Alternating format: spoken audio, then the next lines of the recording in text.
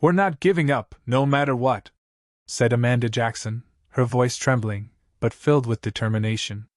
Her hands were clasped tightly, and her eyes glistened with unshed tears. She had just learned the most devastating news of her life: cancer. The word was like a sharp blow to her chest, and for a moment, everything around her seemed to blur. But then she remembered what she had always told her children. "We face challenges together, as a family, and we never back down." Amanda's husband, David, squeezed her hand, his jaw clenched. He had seen his wife fight for their family for years. He knew she was strong. And as he looked at her now, he knew that strength would carry them through this battle as well. But Amanda wasn't just fighting for herself. She was fighting for their children: Sarah, a 14-year-old girl full of dreams and potential, and Mark, their young son, only 7, who had yet to fully understand the gravity of the situation. The moment the doctor had given them the diagnosis, it felt like the ground had been pulled out from under them. Amanda had been feeling sick for months, but she hadn't thought it was anything too serious. It was just fatigue, or so she had convinced herself. But the truth hit like a tidal wave. Cancer. And not just any cancer, stage 3. It had already spread, and the doctor didn't sugarcoat it. It was going to be a tough fight, and there was no guarantee of success. But Amanda was determined to fight. She was not going to let cancer take her away from her family. And David, he was by her side, just as he had always been. The next few days were a blur of appointments, tests, and endless uncertainty. Amanda felt overwhelmed, but every time she looked at her family, she found the strength to keep going. "We will beat this," she kept telling herself. Then, one afternoon, after a long round of chemotherapy, Amanda sat down with David. The children were playing in the other room, and for the first time in days, the couple was able to catch their breath. But there was something David needed to tell her. "Amanda, I've been thinking," he said, his voice hesitant. "We've been through so much, and we've always been strong together. But I need to ask, what if the worst happens? What if we can't win this fight?" Amanda looked at him, her eyes wide with understanding. But instead of the tears he expected, she gave him a steady, unwavering gaze. "We won't lose," she said firmly. "I'm not just fighting for me, David. I'm fighting for you, for Sarah, for Mark. This family is everything to me, and I'll do whatever it takes to stay with you all." David nodded, his heart swelling with love and admiration. He knew that she was right. They had been through hardships before, and they had always come out stronger. This battle would be no different. But even as Amanda prepared herself for the long road ahead, the cancer seemed to gain ground. Her hair started to fall out, her energy diminished, and the treatments left her feeling weak. But through it all, Amanda continued to push forward. The family had a routine now: appointments, treatments, hospital visits. It became a part of their daily life, and Amanda tried to keep her spirits up. She had moments when she felt defeated, when the weight of it all seemed unbearable. But she never showed her children her weakness. She wanted them to see that no matter what happened, they were going to be okay. However, just when it seemed like they were taking small steps toward healing, the worst happened. Amanda's cancer was spreading faster than expected. It wasn't just in her body, it was in her bones now, and the doctors weren't sure if the treatments were doing enough. One evening, after a particularly tough round of chemotherapy, Amanda collapsed in the living room. Her body was so weak, her bones aching, and she just couldn't find the energy to keep going. The fear she had been holding back finally broke through.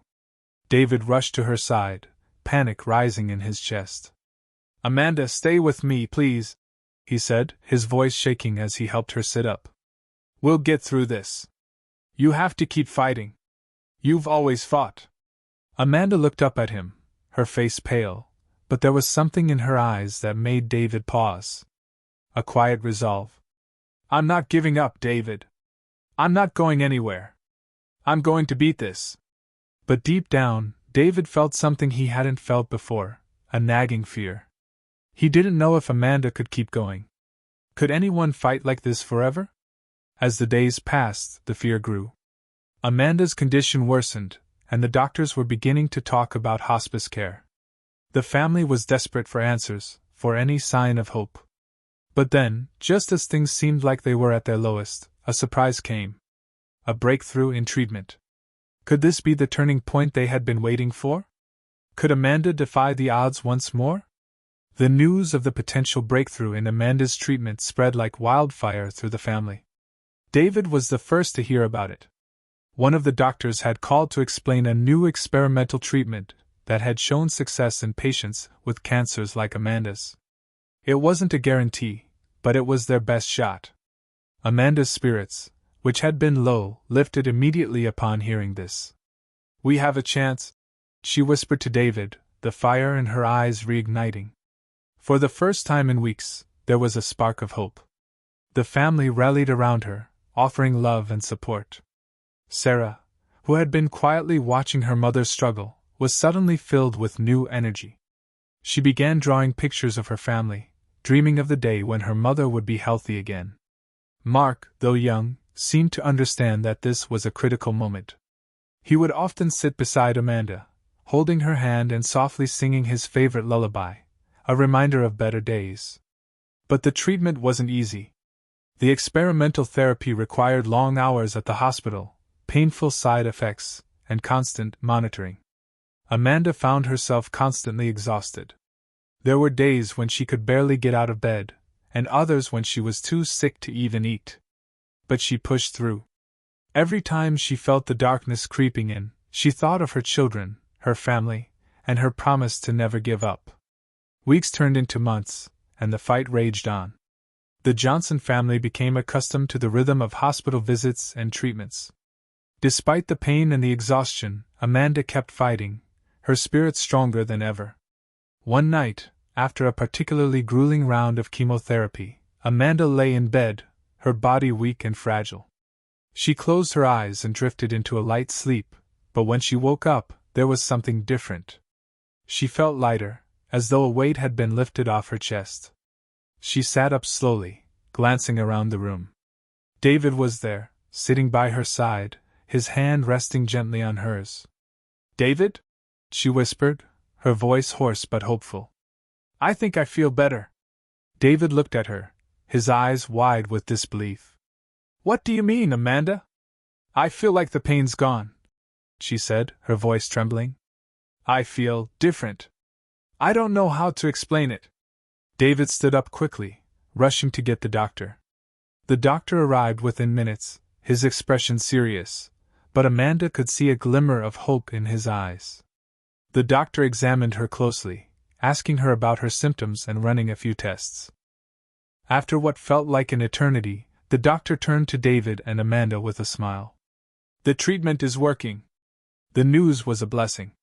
The cancer, which had been spreading so rapidly, was finally starting to shrink.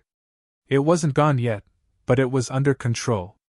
Amanda's immune system had begun responding to the treatment, and the doctors were optimistic that with continued therapy, she could be in full remission soon.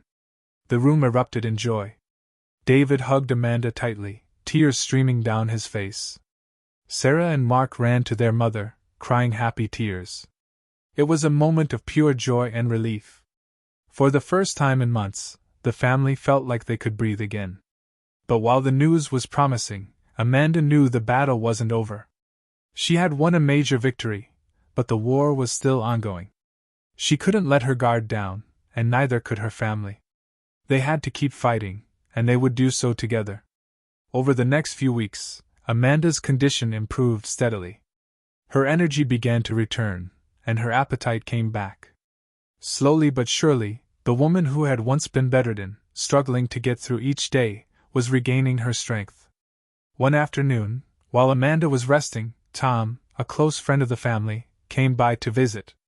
Tom had been one of the first people to hear about Amanda's diagnosis, and he had been there for the family through the darkest times. His face was filled with a mix of admiration and relief as he saw how much Amanda had improved. "Amanda," he said, holding her hand gently, "you are a walking miracle. I knew you'd fight, but this is something else." Amanda smiled, the tears in her eyes a testament to the journey she had been through. "It's not just me, Tom. This has been a family effort. Without David, without Sarah and Mark, I wouldn't have made it this far. Tom nodded, understanding completely. The Jackson family had become a symbol of strength, courage, and unity. However, just as they started to feel the warmth of victory, the unexpected came knocking. One evening, while David and Amanda were preparing dinner, the phone rang. It was the hospital. "Hello, Mrs. Jackson?" the voice on the other end asked. "We need you to come in for some urgent tests. There's been an unexpected complication." Amanda felt the blood drain from her face. Was it happening again? Was the cancer back? With a sinking feeling in her chest, Amanda looked at David, who had already gone pale from hearing the urgency in the doctor's voice. "What's going on?" he asked. "We need to go now," Amanda said, her voice barely a whisper. The family rushed to the hospital, their hearts pounding with fear and uncertainty. What awaited them? Was the worst truly behind them, or was this a new battle they hadn't prepared for?